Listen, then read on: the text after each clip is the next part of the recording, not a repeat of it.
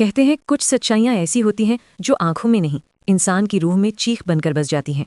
और आज वेद ने वही चीख सुनी। माँ! चिल्लाते ही अंधेरा फट गया और वेद जमीन पर गिर पड़ा। वो अपने कमरे में था, या था। हवा ठंडी थी, लेकिन कमरे के कोने अजीब थे, जैसे छाया किसी दूसरी दिशा में बह रही हो।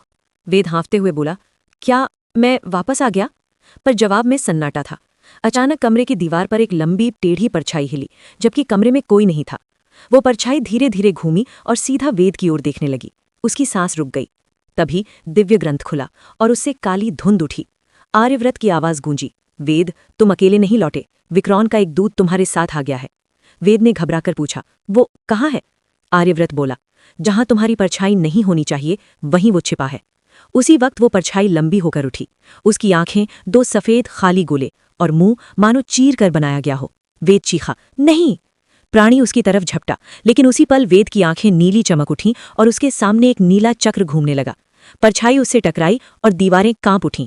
दिव्य ग्रंथ अचानक तेज चमक उठा, पन्नों से अक्षर हवा में तैरने लगे। आर्यव्रत चिल्लाया, वेद, ये सिर्फ एक दूत नहीं, ये निग्राक्ष है, विक्रॉन की आत्मा खाने वाली छाया।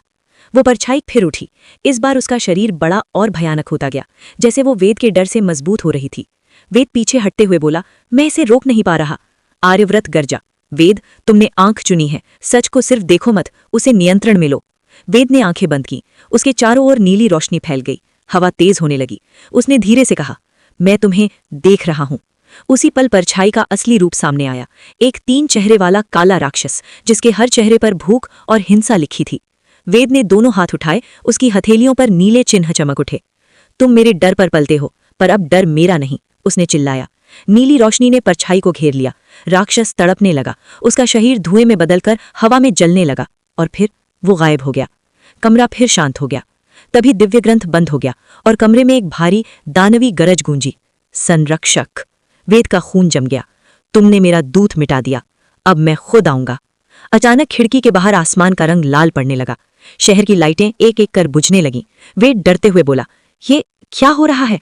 और तभी आसमान में एक विशाल परछाई उतरती दिखाई दी, इतनी बड़ी कि उसकी छाया पूरी धरती को निगल सकती थी। अगर तुम जानना चाहते हो कि क्या अब विक्रॉन इंसानी दुनिया में उतर चुका है और क्या वेद अपनी मां को इस दानवी हमले से बचा पाएगा, तो दिव्य ग्रंथ पार्ट 7 किसी हालत में मिस मत करना। पार्ट 7 जल्द ही आ रहा है, खूनी पन्ना पर।